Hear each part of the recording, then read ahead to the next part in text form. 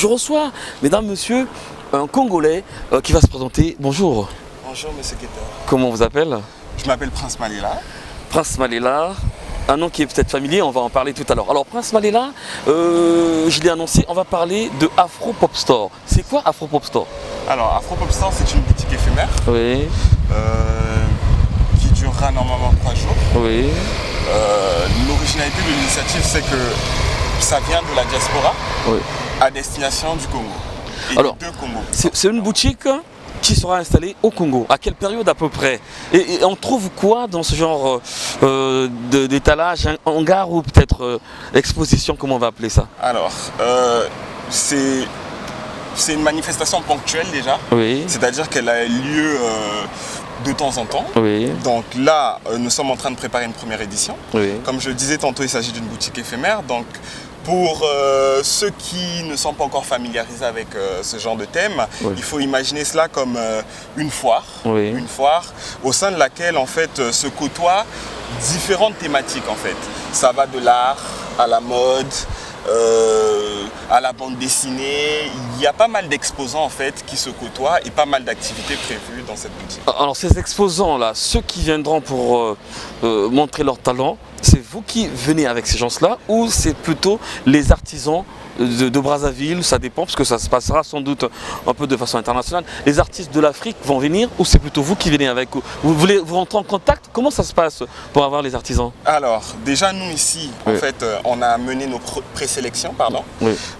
Nous partons avec des exposants d'ici Oui. qui sont afro, parce qu'on souhaite valoriser l'Afrique, donc y compris à l'extérieur, dans la diaspora.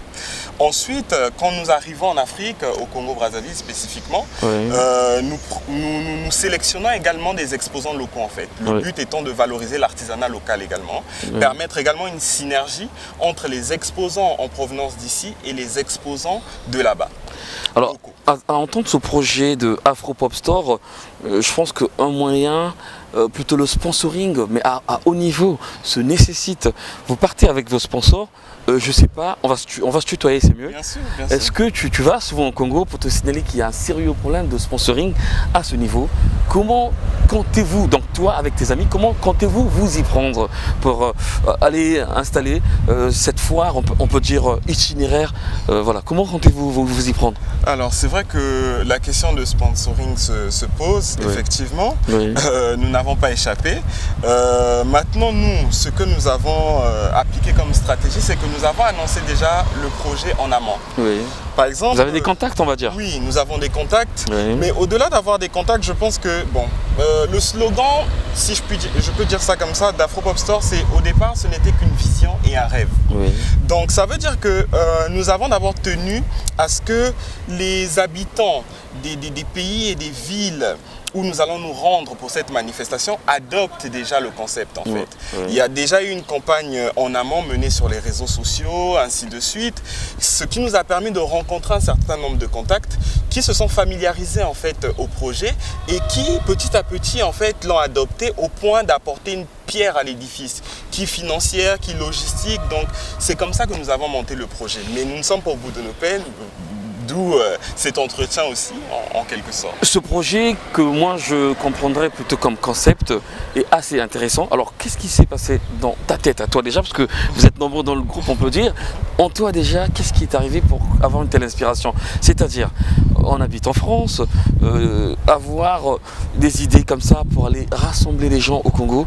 On est dans le monde culturel. Qu'est-ce qui se passe pour avoir ce genre d'inspiration? Je pense qu'il y a un mot qui revient beaucoup dans Afro Pop Store, c'est conviction. Oui. C'est vraiment conviction. Je pense que moi, j'avais la conviction qu'il fallait faire quelque chose pour le Oui. Congo. Oui. J'ai une histoire assez particulière, c'est que je suis arrivé en France à l'âge de 13 ans. Oui. Dès lors, je n'ai cessé de chérir le Congo. Finalement, il fallait peut-être que je le quitte pour mieux le chérir. Oui. Donc, il me tardait de pouvoir rapporter au pays quelque chose pour lui rendre hommage en fait. Et au fur et à mesure de mes initiatives artistiques, je ne faisais que me rapprocher d'Afro Pop Store en fait. Donc jusqu'à accoucher d'Afro Pop Store qui a vu le jour, comme on rejoint encore la vision que j'ai abordée tout à l'heure, dans ma tête, Oui. au mois d'octobre 2013. Avant ça, il y a eu un certain nombre d'initiatives dans la diaspora. J'ai toujours été dans la valorisation du Congo y compris ici. Mais là, je voulais que ce soit maintenant le Congo, valorisation du Congo au Congo aussi en fait, et rendre cet hommage à ce pays qui m'a vu naître. D'accord. Mesdames, Messieurs, comme vous pouvez le comprendre, avant justement de repartir sur Brazzaville en plein studio, je vous le dis toujours que nous sommes là pour promouvoir les activités de la diaspora dans tous les domaines. Alors, tel que ce projet de Afro Pop Store, ben, nous allons pas cesser de les suivre peut-être, parce que c'est vrai, c'est encore une exclusivité que vous vivez sur Diaspora Magazine, depuis Brazzaville bien entendu, mais nous allons essayer de nous rapprocher un peu plus de Prince Malela Soba, je prononce le nom. On va peut-être évoquer ce sujet-là aussi par rapport à ça. Alors nous continuons notre entretien. Prince Malela Soba, est-ce que c'est le même nom que nous connaissons tous? Peut-être que vous n'allez pas vouloir rentrer avec le papa qui a aussi une carrière peut-être politique. Oui, bien sûr, c'est le même nom, le même nom. Bon, que nous connaissons tous. Bon, certains d'entre nous le connaissent. Moi, j'étais enfant, je me rappelle de ce nom, Malela Soba. Oui. Mon père a fait la carrière qu'on lui connaît tous. Oui. Maintenant, oui, je suis un Malela Soba. Qui prend son chemin, un autre chemin. Voilà, lui c'était politique, moi c'est plutôt culturel. On partage le même amour du pays dans des domaines différents. Ah d'accord.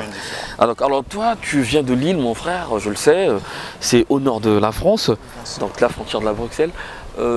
Tu es un peu dans le domaine artistique, on peut dire dans ce sens-là, surtout musical aussi. Quand je parle d'Olivier Doumou, que je salue en passant, Olivier Doumou, qu'est-ce qui s'est passé? C'est un peu ton mentor, on peut dire. Oui, tout à fait. Merci de me permettre d'aborder ce sujet-là qui me tient particulièrement à cœur. Je suis venu plusieurs fois d'ailleurs, pour ne pas te couper, à Lille avec lui. À cette époque-là, il y avait le Jack à Lille, c'était une boîte de nuit. On est parti là-bas plusieurs fois avec Roga, il y avait pas mal d'artistes. On a fait des voyages. En ce moment, il gère donc le village Vendôme à Brazza. Je serai là, nous sommes là, de toute façon, village Vendôme à l'OCH Batignolles. Oui, vas-y, dis-moi. Oui, donc monsieur Olivier Doumou, que je salue également, et celui que je considère comme mon mentor en fait. Il m'a pris sous son aile il y a quelques années de ça. Il m'a appris les ficelles du métier. Aujourd'hui, si je me tiens devant vous, devant moi, on est entre nous, mon frère. Devant toi, Ulrich, je dois aussi le remercier parce que c'est par son canal que j'ai pu acquérir cette expérience en fait, qui m'a mené jusqu'à ce plateau, sur ce plateau. Donc voilà, je lui rends hommage aussi et je le salue où il se trouve. Alors revenons sur Afro Pop Store. Afro Pop Store. À peu près, j'ai presque déjà posé cette question, mais je voulais avoir des détails, des précisions. C'est une activité, une édition presque, on va dire, annuelle, qui sera itinérante, itinérante cette activité. Est-ce que si on vous appelle de Abidjan, de la Côte d'Ivoire par exemple, de Kinshasa, parce que nous savons tous, le frère du président de la RDC, je pense que c'est Zoé Kabila, a une activité un peu similaire dans ce sens-là. Est-ce que tu penses que vous allez pouvoir toquer dans toutes ces portes, on va dire? Alors, bien sûr, nous sommes... nous allons là où on nous demande. Nous allons là où on nous demande. Bon, le Congo, c'est notre pays. D'ailleurs, j'ai beaucoup parlé de Brazzaville, mais je souligne aussi que c'était Kinshasa aussi qui était concerné par ce projet et qui l'est toujours d'ailleurs, parce qu'au sein de l'équipe, nous sommes des ressortissants des deux Congos en fait. Donc, nous allons commencer par le Congo Kinshasa et le Congo Brazzaville, mais nous pourrions aller, si aujourd'hui nous recevons un appel d'Abidjan, qu'il y a des personnes qui sont intéressées par Afro Pop Store, pourquoi pas mener le concept là-bas, implanter le concept là-bas, nous sommes partants. Je cite Abidjan comme j'aurais pu citer une autre ville d'Afrique d'ailleurs ou d'ailleurs. Et finalement, Prince, moi j'aime bien citer tout ton nom, Malela Soba. Finalement, tu es dans la création, dans les inspirations un peu culturelles dans ce sens, parce que en même temps, créateur de mode, plutôt organisateur des défilés de mode, tout ça là. Tu es dans ce domaine aussi? Oui. Moi, je me définis comme un créateur de concepts événementiels. Créateur de concepts événementiels, ça veut dire que je crée des concepts, que ce soit pour moi ou que ce soit pour d'autres. Admettons, Ulrich Keter peut m'appeler, me dire que Prince, j'ai un financement, mais je ne sais pas quoi en faire. C'est un exemple, hein, parce que je sais que tu as l'imagination fertile comme moi, donc créer des concepts, ça ne te posera pas de problème. Mais là, je prends un exemple. Je suis à même de pouvoir me pencher sur la question et accoucher d'un concept événementiel. Donc, c'est ce que je fais. C'est ce que je fais. C'est mon domaine en fait. C'est mon domaine. Ça va de la mode à l'art, à la peinture que j'affectionne. Et il faut, bon, quand il s'agit de mes créations à moi, ça part toujours en fait soit d'un message à diffuser, à véhiculer, soit d'une inspiration en fait. Donc je suis convaincu de quelque chose et là je me lance. En général, l'inspiration vient assez aisément.